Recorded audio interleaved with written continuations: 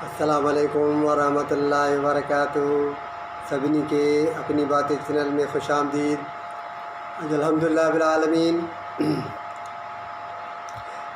रमज़ान मुबारक जो महीनो माशाअल्लाह शुरू थियण वारो आहे ऐं राति पहिरीं रमज़ान खेर असां बीहंदी।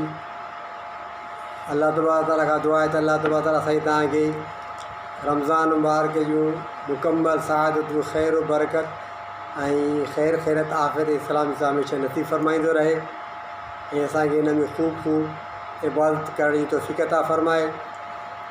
अल्लाह तबारक व तआला रमज़ान शरीफ़ जे लाइ ऐं रोज़नि जे मुतालिक़ अल्लाह तबारक ताला फ़रमायो आहे, या अय्युहल्लज़ीना आमनू कुतिबा अलैकुमुस्सियाम कमा कुतिबा अलल्लज़ीना मिन क़ब्लिकुम लअल्लकुम तत्तक़ून। ईमान वारो तव्हांजे मथां रोज़ा फ़र्ज़ु कया विया आहिनि। ऐं रोज़ा छो फ़र्ज़ु कया विया आहिनि उनजो मक़सदु बि अल्लाह तबारक व तआला ॿुधायो त लअल्लकुम तत्तक़ून, जीअं तव्हां परहेज़गार थियो। यानी रोज़े जो ख़ासि मक़सदु इहो आहे त इंसान परहेज़गार थिए। लअल्लकुम तत्तक़ून, ईमान वारनि खे अल्लाह तबारक ताला ख़ासि फ़रमायो आहे त ईमान वारो तव्हांजे मथां रोज़ा फ़र्ज़ु कया विया आहिनि। उनजो मक़सदु इहो आहे तव्हां रोज़ा रखो जीअं तव्हां परहेज़गार थियो। अल्लाह तबारक ताला जी शान, सुभान अल्लाह। अल्लाह तबारक ताला पंहिंजे ॿारनि खे, ईमान वारनि खे ख़ासि करे परहेज़गार ॾिसणु थो चाहे। हाणे असां परहेज़गार कीअं थींदासीं? रोज़े जो मक़सदु आहे रुकिजी पवणु। हाणे हराम शयूं त हूअं बि हराम आहिनि। कूड़ ॻाल्हाइणु, चोरी करणु, गिला ग़ीबत करणु, साज़ गाना राग, इहे हराम आहिनि। चोरी त हूअं बि हराम आहे। पराओ माल खाइणु हूअं बि हराम आहे। इहे त असांखे हूअं बि न आहिनि अमल करणा। गिला ग़ीबत कंहिंजी न आहे करणी, हराम आहे। कावड़ न आहे करणी, हराम आहे। कूड़ न आहे ॻाल्हाइणो, हराम आहे। पर रमज़ान मुबारक जे महीने में अल्लाह तबारक व तआला वरी असांजे मथां रोज़ा फ़र्ज़ु कया आहिनि।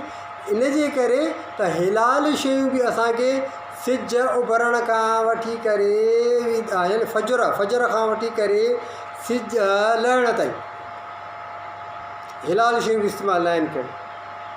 जेका शइ असांजे घर में हिलाल शइ पई आहे, खाधो पियो आहे, खुराक पई आहे, पाणी पियो आहे असांजो हिलाल, उहो बि असांखे इस्तेमालु न आहे करणु। भई फजर खां वठी आज़ान आई, खाइणु पीअणु बंदि थी वियो, खाइण बि पीअण बि बंदि। पोइ बि हिते सॼो ॾींहुं सिज लहण ताईं, जॾहिं आज़ान अचे सिज लहण जी टाइम थी वियो, हाणे तव्हां खाओ पीओ। राति जो खाओ पीओ, ॾींहुं न आहे खाइणु। अल्लाह तबारक ताला छा असां वरी छा था कयूं? काफ़रनि वारा कम माण्हू था कनि। धोखो ॾिसो पाण खे किथां ॾियो। काफ़र बि ईअं कंदा आहिनि।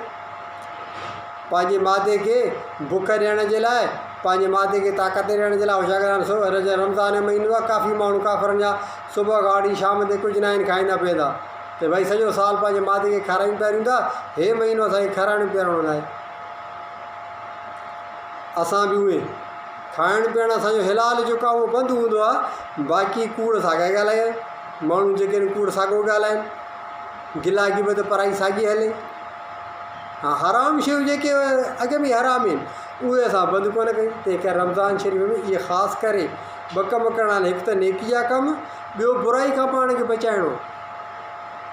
हाणे कूड़ न आहे ॻाल्हाइणो।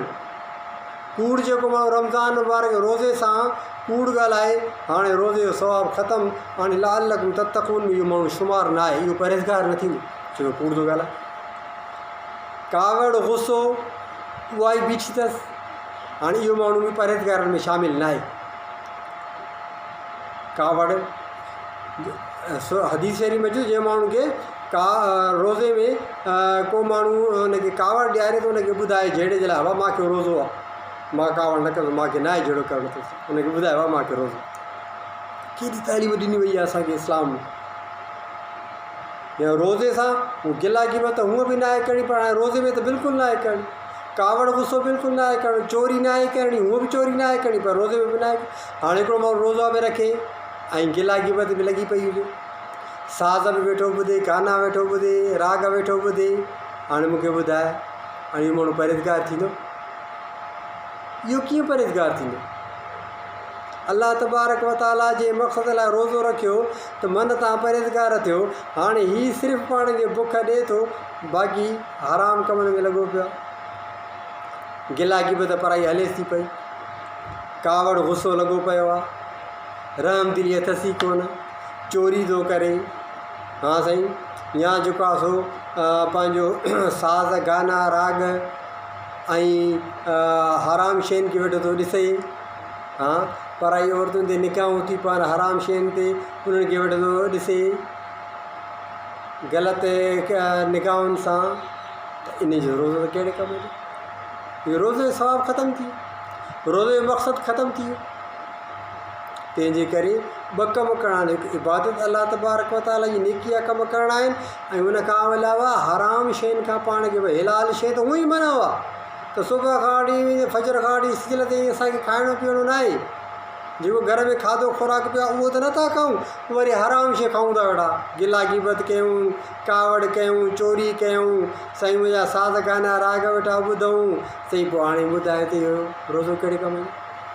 इन माण्हू खे परहेज़गारी न ईंदी। पहिरीं ॻाल्हि इहा अथव। ऐं ॿी ॻाल्हि इहा आहे त अल्लाह तबारक ताला साईं तव्हांखे ॿुधाए, शहरु रमज़ान अलज़ी उनज़िल फ़ीहिल क़ुरआन, हिन महीने में अल्लाह तबारक ताला क़ुर शरीफ़ खे नाज़िल कयो। यानी मतिलबु इहो त हीउ महीनो ई क़ुर जो, मां रुॻो क़ुर पढ़णो आहे, क़ुर पढ़े, क़ुर खे पढ़ूं सम्झूं त छा लिखियलु आहे हुन में। सूरे फ़ातिहा खे बि छा लिखियलु आहे, अल्लाह तबारक ताला छा थो फ़रमाए। ईअं ई सूरे बक़रा, सूरे आल इमरान, सूरे निसा, सूरे माइदा, सूरे अनआम, आराफ़, अनफ़ाल, तौबा, हर हिकु सूरत खे पढ़ूं, उन जो मक़सदु मतिलबु बि सम्झूं। नंबर 3 ते कमु इहो आहे, ख़र्चु अलाह जी राह में ख़र्चु। हिकु माण्हू पाण बि रोज़ा रखे, पंहिंजी जॻह ते ॿिए खे बि रोज़ा रखाए। हिकु माण्हू मर्द आहे, मर्द खे रोज़ो रखाए बि छोड़ाबी, माई आहे, माई खे रोज़ो रखाए बि छोड़ाबी। हर हिकु माण्हू असां मां इहो ज़िमो खणे त असां पंहिंजे ज़िमे हिकिड़ो माण्हू रखी, त भई मां पंहिंजे ज़िमे ते हिकिड़ो माण्हू आहे। घर जा भाती आहियूं जेकॾहिं 5, त 5 माण्हुनि खे असांखे रोज़ा रखाइणा बि छोड़ाइणा आहिनि। मर्द पंहिंजे लाइ हिकिड़ो माण्हू मुक़ररु करे, माई पंहिंजे लाइ हिकिड़ी माई मुक़ररु करे, उनखे रोज़ा रखाइणा बि छोड़ाइणा आहिनि। इहो असां इंशाअल्लाह इरादो कयूं, भई सॼे रमज़ान में फ़ी माण्हू असां हिकु माण्हू खे जेको आहे रोज़ो रखाईंदासीं बि, छोड़ाईंदासीं बि, या त उनखे ओतिरो ख़र्चु ॾेई छॾींदासीं।